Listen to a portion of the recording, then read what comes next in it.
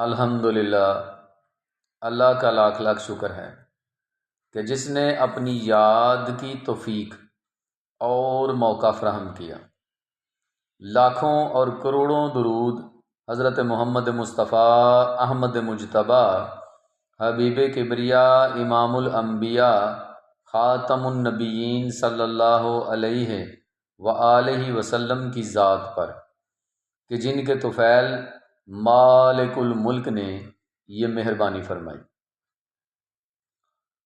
آج ہم بات کریں گے بر صغیر کے ایک بہت بڑے فتنے کے بارے میں۔ اس فتنے کا نام ہے غلام احمد پرویز۔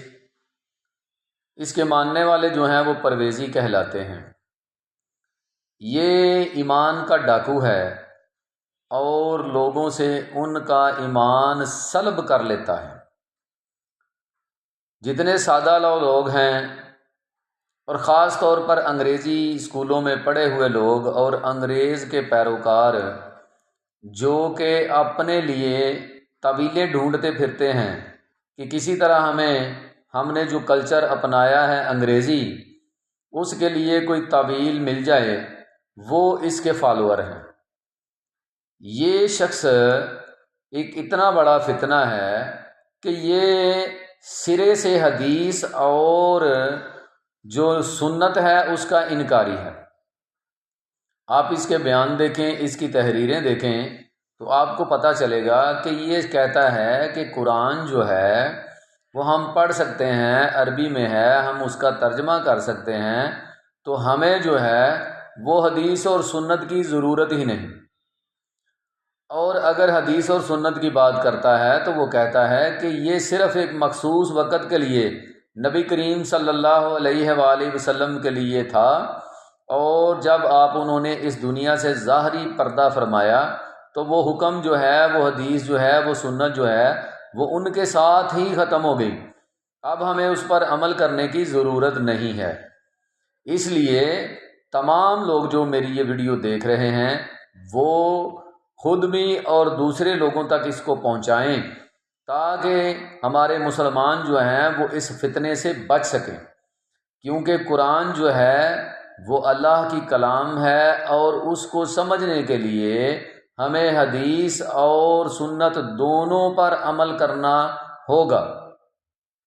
اگر ہم یہ کہیں کہ ہم صرف قرآن پاک سے جو ہے وہ ساری چیزیں لے سکتے ہیں اور حدیث اور سنت پر ہمیں عمل کرنے کی کوئی ضرورت نہیں ہے، تو ایسا ہرگز نہیں ہے۔ اطیع اللہ و اطیع الرسول، اللہ کی اطاعت جو ہے وہ قرآن ہے اور رسول کی اطاعت جو ہے وہ حدیث اور سنت ہے۔ اگر ہم یہ کہیں کہ ہم صرف جو ہے وہ قرآن کریم کو مان لیں اور نبی پاک صلی اللہ علیہ وسلم کی حدیث اور سنت کے انکاری ہوں تو ہم مسلمان نہیں رہتے۔ اس لیے ہمیں اپنے ایمان کو اس بدبخت سے بچانا ہے، اس کی باتوں میں نہیں آنا، چونکہ یہ انگریز کے زیادہ قریب تھا، بڑے عہدوں پر اس نے کام کیا ہے، پاکستان بننے سے پہلے بھی اور پاکستان بننے کے بعد بھی۔ یہ پاکستان بننے سے پہلے بھی سیکٹری تھا اور بعد میں بھی جو ہے سیکٹریٹ میں کام کرتا تھا، ڈپٹی سیکٹری بھی رہا ہے، اور یہ ہمارے جو ٹاپ کے عہدے دار تھے ان کے بڑے قریب رہا ہے۔ تو اس لیے جو لوگ انگریزی تعلیم پڑھنے والے ہیں، جو انگریز کو پسند کرتے ہیں اس کے کلچر کو، اور وہ چاہتے ہیں کہ مکس اپ جو اسلام ہے وہ ہمیں چاہیے، تو وہ لوگ جو ہیں اس کی تعویلوں پہ لگ جاتے ہیں اور اس کے پیروکار بن جاتے ہیں۔ ہم نے اسلام کو پورے کا پورا جو ہے وہ اپنانا ہے، اختیار کرنا ہے۔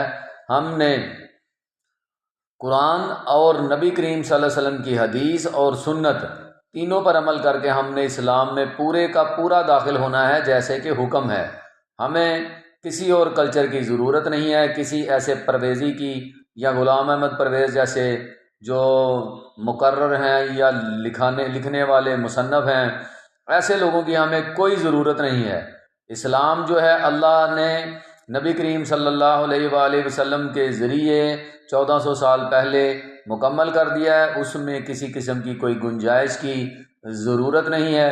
اس لیے اگر ہم مسلمان ہیں اور اپنے آپ کو اسلام میں داخل کرنا چاہتے ہیں تو ہمیں پورے کا پورا اسلام میں داخل ہونا پڑے گا، اور پورا اسلام قرآن اور نبی پاک صلی اللہ علیہ وسلم کی سنت اور حدیث ہے۔